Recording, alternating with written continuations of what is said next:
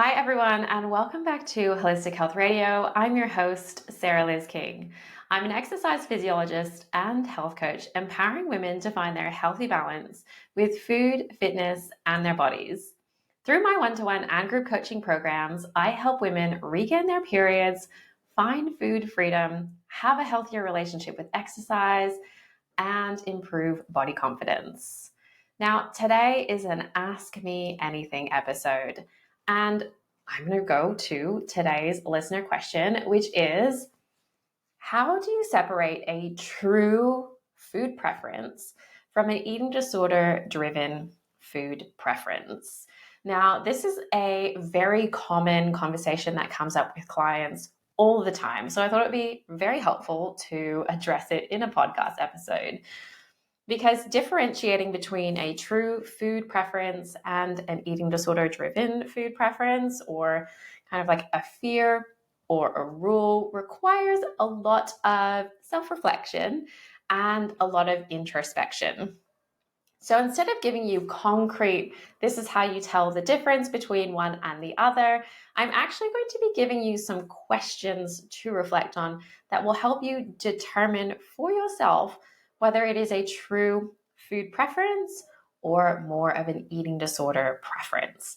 And the first one is the question: what are my thoughts and emotions surrounding this food? Do I genuinely enjoy it? Or do I feel anxious, guilty, or fearful when consuming it at all? If you feel like you genuinely love it when you eat it, and there's no kind of labels attached to it, then it's probably a true food preference.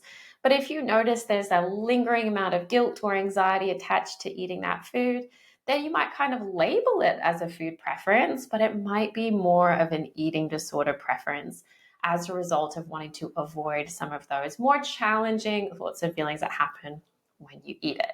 But just know, over time, as you continue to expose yourself to those more fearful foods and break your food rules and kind of rigid approaches to eating, that you will be able to really tell the difference between your own preferences and eating disorder different preferences. So that is the first one, kind of thinking about what emotions are attached to the experience of eating this food. The second question, which is really good for self-reflection and differentiating between a true food preference and an eating disorder driven preference, is: are my food choices based on personal preferences and values, or do they align with strict rules and restrictions more determined by what my eating disorder is telling me, right? And you can kind of ask yourself and get a pretty good idea of the answer straight away. The third thing I want you to reflect on is: how do I feel physically and emotionally when I eat this food? Do I experience satisfaction and pleasure, or do I feel compelled to compensate or engage in disordered eating behaviors in any way, right? That might kind of give you a clue as to whether it's a true food preference or an eating disorder driven preference.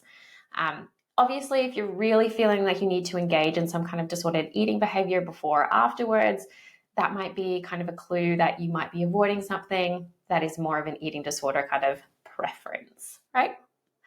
The next question is: am I open to trying new foods and exploring a wide varieties of flavors and textures, or do I tend to stick to a limited range of foods due to kind of fears or the need for control, right?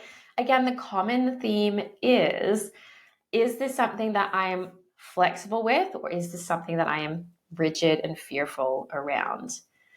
The next question, and of course, you can pause this episode at any time if you need to go back to the question I just said and write it down in your journal.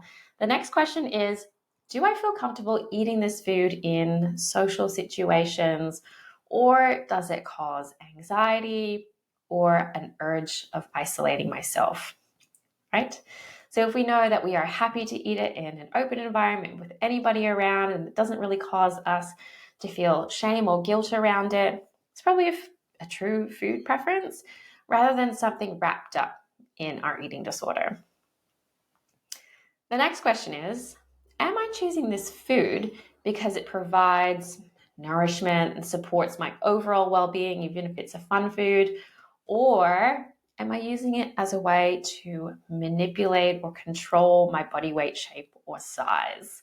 That one is pretty clear cut, and you can probably get a good indication as to whether the foods that you're wanting to consume or, I guess, limit are related to true food preferences or eating disorder preferences. Now, this one I think is probably the most telling of them all, which is, how do I respond if the food is not available or if I have to deviate from my usual choices? Do I experience distress or rigidity or a sense of a loss of control? And again, all of those really strong negative emotions can really give us an indication that maybe that preference is still really wrapped up in that eating disorder mentality. And the lucky last one to reflect on to help you get a better indication as to whether it is a true food preference or an eating disorder wrapped up in their kind of preference is, are there any specific rules or beliefs that I associate with this food? Are those rules based on accurate nutrition information, specifically that you've heard from an eating disorder specialized practitioner? Or are these beliefs and thoughts driven by the eating disorders or diet culture's influence? By spending time honestly reflecting on these questions, you will gain so much insight into the motivations behind your food preferences and identify any eating disorder driven thoughts or behaviors. Now, as with all Ask Me Anything episodes, this one is short, sharp, and sweet. If you did really enjoy listening, be sure to give it a thumbs up if you're watching it on YouTube. Or again, you can leave a 5-star rating and review if you are listening on Apple Podcasts or Spotify. And if you have any questions that you would like to contribute and get answered on the podcast, be sure to look out for my question box or simply slide into my DMs with your question and I will happily answer them on an upcoming episode. Until next time, guys, you know the drill. Keep looking after yourselves and I will be back very soon with a new episode that you can wrap your ears around.